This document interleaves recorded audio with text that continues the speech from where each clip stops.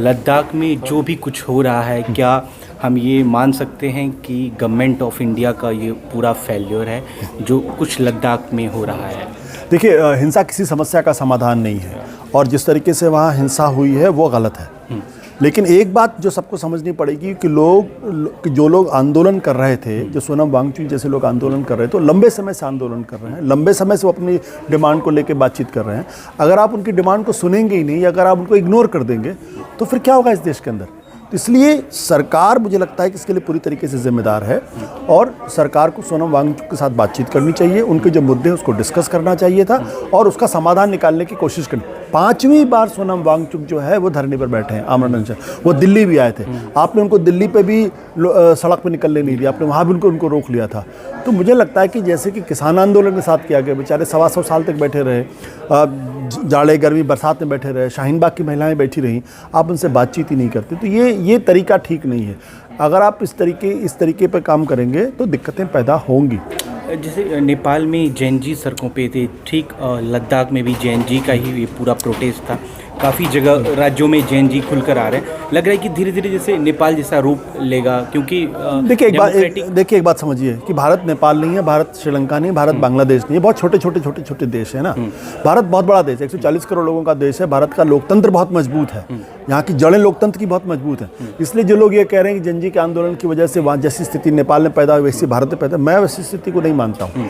लेकिन मेरा बिल्कुल साफ तौर पर मानना है, अगर कहीं कोई लोकतांत्रिक आंदोलन हो रहा है, शांतिपूर्ण तरीके से हो रहा है, अहिंसक तरीके से हो रहा है, तो सरकारों को उनसे बात करनी चाहिए थी, उनसे बात करके उनकी समस्या का समाधान करना चाहिए, उनको भरोसे में लेना चाहिए था। अगर आप भरोसे पे नहीं लेंगे तो लोगों का गुस्सा भड़केगा और फिर उससे नुकसान होता है। लेकिन ये कहना कि चूंकि नेपाल में हो गया इसलिए भारत में होगा, मैं इस बात से सहमत नहीं। राहुल गांधी ने एक एक्स पे पोस्ट जैसे किया कि वोट चोरी हो रहा है, कॉन्स्टिट्यूशन को बचाना होगा, बेरोजगारी जो देश में हो रहा है उसका विरोध करने के लिए जैनजी को सड़कों पे आना चाहिए। क्या उसका ही परिणाम तो नहीं हम देख रहे हैं? देखिए, ये जैनजी शब्द अभी जो है वो फैशन में आ गया है। जैनजी का मतलब क्या? युवा, 18 से 25 साल का लड़का, 18 से 30 साल का लड़के। दुनिया में जहाँ कहीं भी आंदोलन हुए हैं, जहाँ कहीं भी क्रांतियाँ हुई हैं, वो इन्हीं युवाओं ने की। जयप्रकाश नारायण के आंदोलन में युवा नहीं थे क्या? जब अन्ना का आंदोलन तो युवा नहीं थे?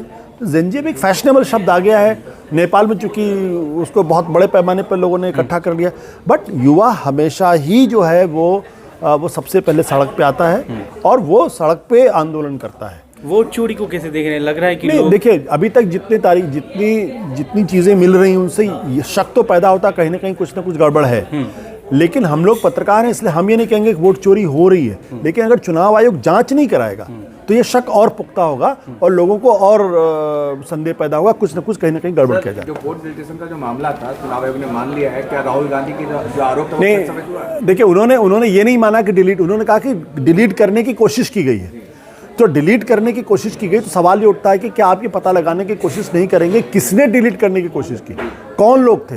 क्या कोई संगठित गिरोह था, कोई अपराधियों का कुछ लोग थे? जब तक आप इन्वेस्टिगेट नहीं करेंगे, तो मेरा प्रश्न इसी बात को लेकर है कि चुनाव आयोग इन्वेस्टिगेट क्यों नहीं करता इस बारे में? पता तो करें कौन लोग थे जिन्होंने कोशिश की। आरोप कोई खारिज कर रहा था, इसीलिए मैं कह रहा हूं, जब आप आरोप खारिज करेंगे, इन्वेस्टिगेशन नहीं करेंगे तो फिर संदेह बढ़ेगा। कल जो ईसी ने सर कहा है और आधार से लिंक कर दिया है कि वेरीफाइड करना पड़ेगा, आप क्या मानना है कि राहुल गांधी का जो आरोप था सही साबित हुआ और चुनाव आयोग को? मैं ये नहीं कहूँगा सही साबित हुआ, लेकिन कम से कम इलेक्शन कमीशन को थोड़ी अकल तो आई है। उनको ये तो हो रहा कि भाई लोगों के मन में संदेह बढ़ता जा रहा है, इसलिए इसको ठीक करने की ज़रूरत है। अब सही है गलत है राहुल गांधी का आरोप, ये तभी पता चलेगा जब जांच होगी पूरी तरीके से। जब तक जांच नहीं होगी तब तक मैं ये मानूंगा कि राहुल गांधी जो आरोप लगा रहे हैं उसमें दम है।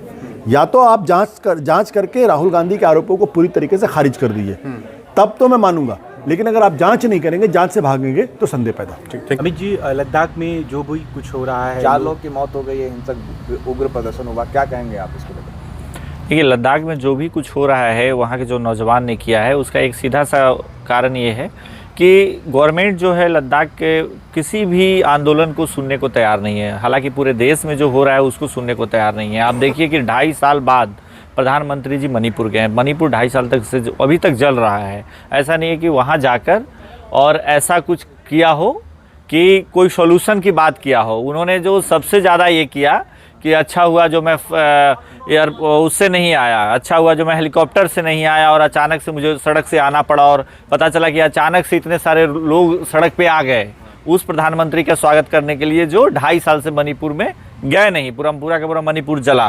तो ये जो युवाओं का गुस्सा है और जो मीडिया मैनिपुलेट करती है चीज़ों को, सरकार के पक्ष में करती है, ये जिन जी वाला जो मामला आप बता रहे हैं वो, और ये जो आग लग रहा है, सब उसी का परिणाम है। लेकिन वो सारे सब चल रहा है कि राहुल गांधी भड़का रहे हैं। नहीं, राहुल गांधी नहीं भड़का रहे। राहुल गांधी तो आप जानते हैं, अच्छे से जानते हैं, इस देश का कोई भी व्यक्ति जानता है कि कांग्रेस पार्टी और उसके जो लोग हैं वो हिंसा का कभी समर्थन नहीं करते हैं।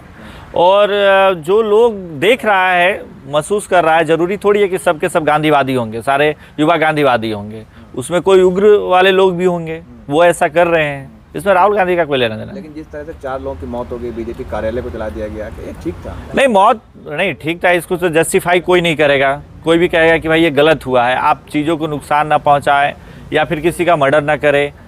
और ये जांच का विषय है, मर्डर हुआ है, कौन किया, ये भी बात देखना पड़ेगा कि उग्र भीड़ ने किया या इन लोगों ने खुद ही किया। आरोप प्रदर्शनकारियों का आरोप है कि पुलिस ने गोली मारा है। तो प्रदर्शनकारियों का आरोप को आप ठुकरा तो नहीं सकते ना, और जो उसको मारना होता तो 4 क्यों 10 मारते और ज़्यादा मारते। ये तो सीधा सीधा मतलब है कि किसी भी प्रकार से वो जो आंदोलनकारी है उनका कहना है कि गोली पुलिस ने चलाई है, तो जांच का विषय है, वो पुलिस इसको इन्वेस्ट करे।